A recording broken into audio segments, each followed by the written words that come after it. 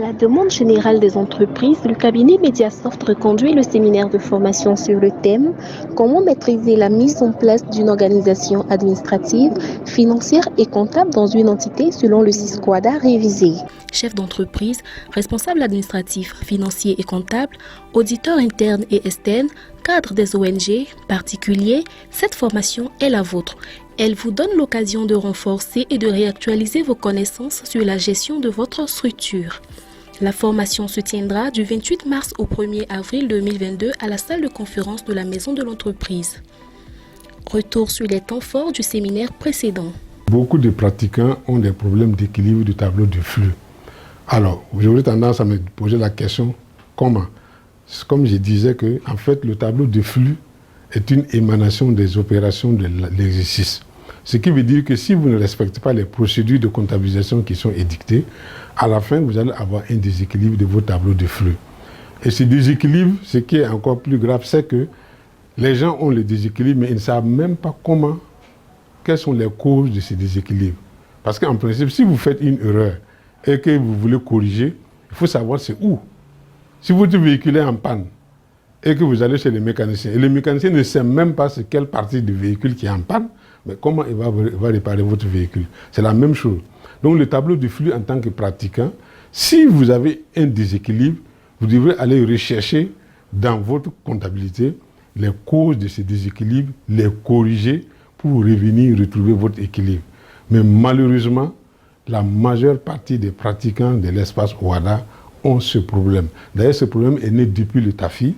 Il y a plein d'entreprises qui déposent des tableaux de flux déséquilibrés au niveau des autorités, et ce qui n'est pas admis. Il y a des pays, par exemple la Côte d'Ivoire, tant que votre tableau de flux n'est pas équilibré, vous ne pouvez pas déposer vos états financiers. Si vous partez pour déposer et que se rend compte que ce n'est pas équilibré, on rejette. Mais par contre, au Burkina, je ne sais pas pourquoi, les gens se permettent de recevoir des états déséquilibrés au niveau des services fiscaux. Il y a un problème. Ça veut dire qu'il y a un non-respect. Ça devient comme si c'est du je m'en foutisme. Mais vous partez ratifier des conventions et vous ne les respectez pas. Si le tableau de flux là n'avait pas d'importance, pour quelle raison il allait figurer parmi les états financiers? Je ne vois pas la raison. Alors, donc si c'est le cas, il faut bien que les gens respectent cette réglementation-là en ayant des tableaux de flux équilibrés. Et équilibrés dans le bon sens, pas équilibrés en termes de maçonnerie. Parce qu'en fait, il y a des gens, quand ils voient qu'ils sont fatigués, ils vont aller modifier à quelque part. Surtout les formulaires Excel, eh bien, ça c'est un boulevard de modification des informations à notre guise. Donc, on va modifier à quelque part pour avoir l'équilibre. Ce n'est pas ça l'objectif. En fait, le professionnalisme, c'est de comprendre quelle est mon erreur, corriger l'erreur à la base et de revenir trouver le résultat normal. Et il n'y a pas d'autre solution que d'avoir les compétences pour cela. Cette formation n'est pas seulement pour l'équilibre du tableau de flux, c'est tout juste pour renforcer les compétences des pratiquants à la maîtrise même de la comptabilité du SISQUADA révisé.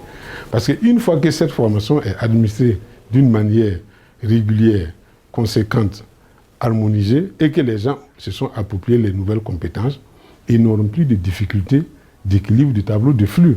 Parce qu'en fait, tout part de l'organisation. En fait, la comptabilité, c'est tout un système. C'est comme construire un bâtiment. Donc, il faut organiser les agrégats avant d'arriver au résultat final. Et cette organisation-là, les gens, ils vont trop vite en besogne. Pourquoi? En fait, les gens pensent que avoir un logiciel de comptabilité ou un logiciel de génération des états financiers, c'est fini. C'est le logiciel qui va faire le travail à leur place. Non. Aucun logiciel, aucun ordinateur ne peut remplacer la compétence humaine. Je le dis tout le temps. Si le jour que vous allez dire que c'est le logiciel qui va faire le travail à votre place, ça veut dire que vous n'avez pas votre place dans l'entreprise. Vous devrez être viré le même jour.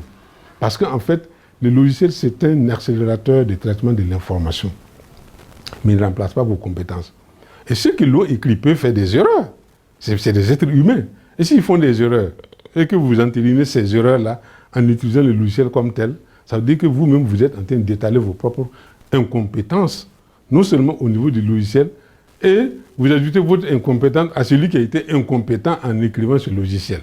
Donc vous voyez, c'est bien d'avoir les compétences et même d'apporter votre contribution à l'amélioration de ce logiciel que vous utilisez. Donc, ce qui veut dire que la formation, pourquoi on parle de formation continue, formation permanente? Vous croyez que c'est après avoir quitté l'université qu'on est réellement compétent pour exercer? C'est un faux problème. L'université, c'est une base. Mais sur le terrain, vous devez continuer à vous former. Parce qu'il y a des nouveautés qui viennent. Si vous ne vous formez pas, mais vous serez dépassé. Un beau jour, une grave erreur dans votre gestion va survenir et vous serez licencié. Vous pouvez perdre votre poste pour incompétence. Donc, il n'est pas exclu de se former. C'est même conseillé.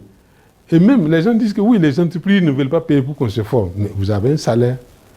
Si vous voulez être compétent, utilisez votre propre salaire, inscrivez-vous et formez-vous. La compétence, ça ne se donne pas, ça s'acquiert. Donc, je me dis que quand on organise les formations, lisez les thèmes, essayez de voir s'il y a quelque chose dedans qui peut vous rendre service plus tard et vous vous inscrivez. La formation est très importante pour tout travailleur, que ce soit de la gestion ou autre chose. Ce n'est pas seulement que la gestion, hein. C'est parce que tout simplement la comptabilité est la pierre angulaire d'une entreprise. C'est à part de la comptabilité que toutes les décisions se prennent. C'est pour cette raison que là-bas, tout est vu tout de suite.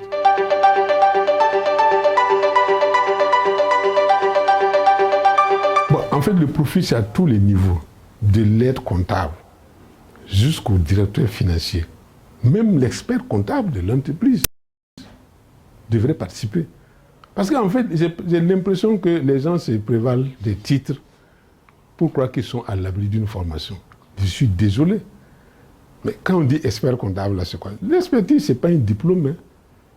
Notre défunt président Thomas Sankara avait l'habitude de dire que le diplôme ne vaut que ce que vaut son détenteur.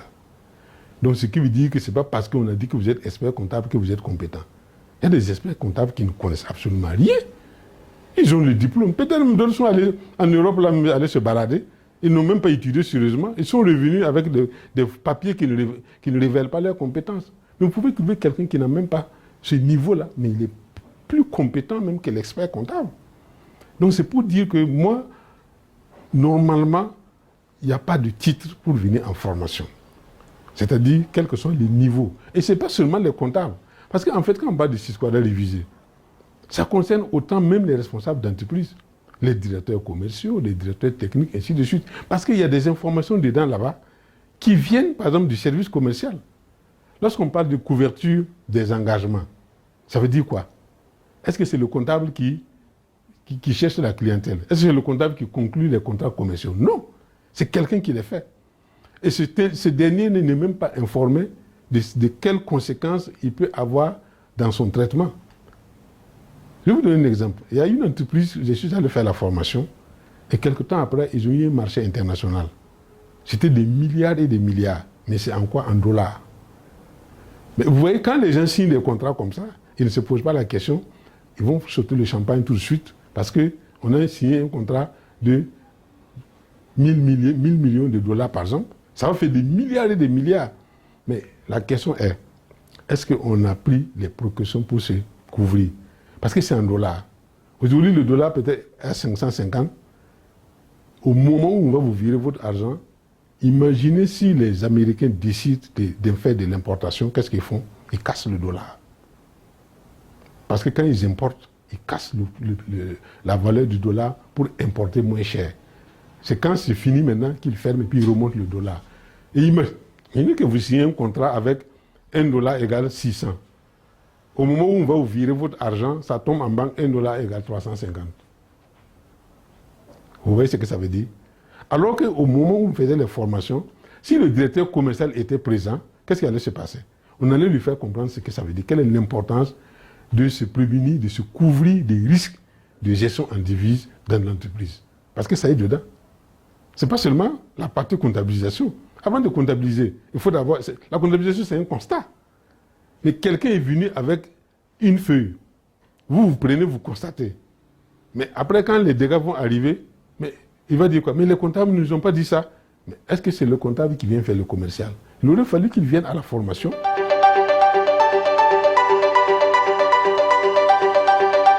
renforcer leurs propres compétences pour la gestion quotidienne du scolaire révisé qui est rentré en vigueur depuis janvier 2018. Et on se rend compte que jusqu'à aujourd'hui, il y a des entreprises qui n'ont toujours pas fait former leur personnel pour s'approprier les compétences et de mieux faire le travail. Donc je me pose la question, alors les entreprises qui n'envoient pas les éléments en formation, comment ils vont traiter ces informations dans le cadre de l'OHADA et respecter les réformes qui ont été édictées depuis le 1er janvier 2018. Très satisfaite parce que le séminaire nous a permis de déceler vraiment toutes nos lacunes. Et en retour, nous sommes prêts à revoir nos bases pour remettre les choses en ordre. Que nous avons appris beaucoup de choses, des choses qu'on ignorait, on a appris, et des pratiques aussi qui n'étaient pas bien, et nous avons été corrigés. Et je pense qu'au retour, nous allons mettre en pratique pour un meilleur rendu.